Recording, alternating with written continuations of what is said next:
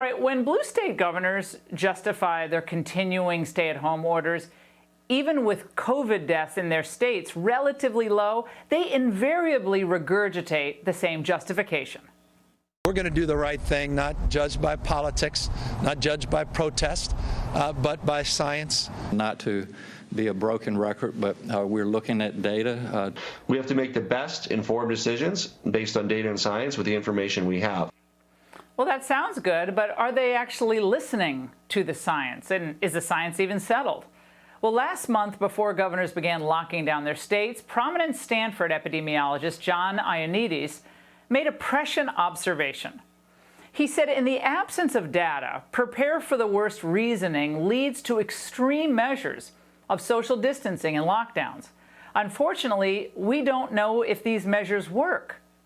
Well, for raising this inconvenient truth or even questioning the orthodoxy, the good professor became an instant pariah in the medical establishment circles.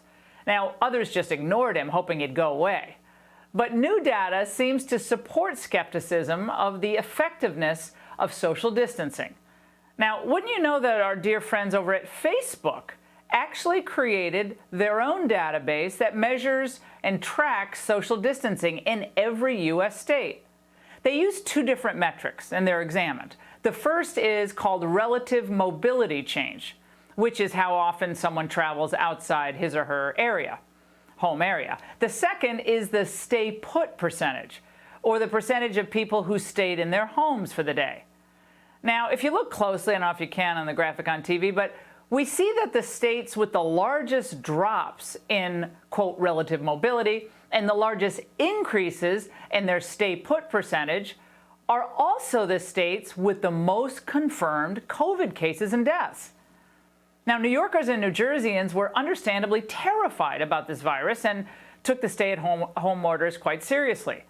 But nevertheless, the virus continued to spread. Would it have been worse without the social distancing? Maybe. Do we know that for certain? No. Although the Facebook mapping isn't dispositive, it merely confirms, or reconfirms, I should say, what we need to ask and the questions we need answered about the true efficacy of these social mitigation measures. Now, remember, experts don't like to admit they're wrong, do they? After all, they're supposed to be smarter than the rest of us on all this stuff. Well, then there's the other new article of COVID faith, masks. Now, like most Americans, weeks ago, I began wearing a mask while grocery shopping. And I've talked about this before, but I have been a notorious germaphobe for decades. And it's so bad that my fellow airline passengers, they used to look at me really weirdly when I carried out my ritual disinfecting, regimen that I do with the sprays and wiping down. Well, now everybody's a germaphobe, right? Well, and in March, I thought if masks are what it takes to get Americans back to business sooner, and I assumed they'd be temporary, then fine, what's the big deal? But then I started to see people fiddling with their masks, touching their faces, readjusting the mask, even shaming others for not wearing masks when you're outdoors and exercising, like running past someone 10 feet away. You're not wearing a mask. Well, I started to ask questions. So do these masks, a lot of them are homemade, really slow the spread of COVID? It seems like 5 minutes ago we were told they weren't necessary at all, and now they're as commonplace as sweatpants. Numerous airlines are, as of today, requiring them of both crew and passengers. And they're even becoming, well, masks are becoming kind of fashion accessories.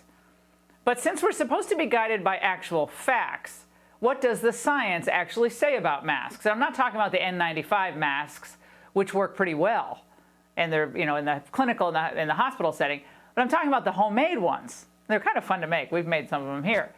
Well, May Chu, a clinical professor of epidemiology at the Colorado School of Public Health, says the homemade cotton masks only stop about 2% of the airflow coming in.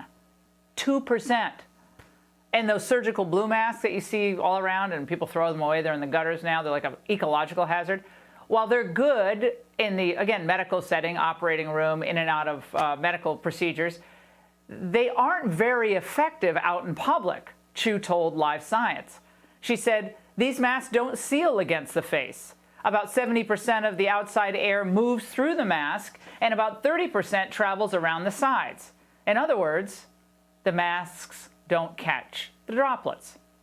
Now, if experts advising our government officials want the rest of us to take them seriously, then their recommendations have to be reasonable and well-founded, and it would be nice if they were occasionally consistent.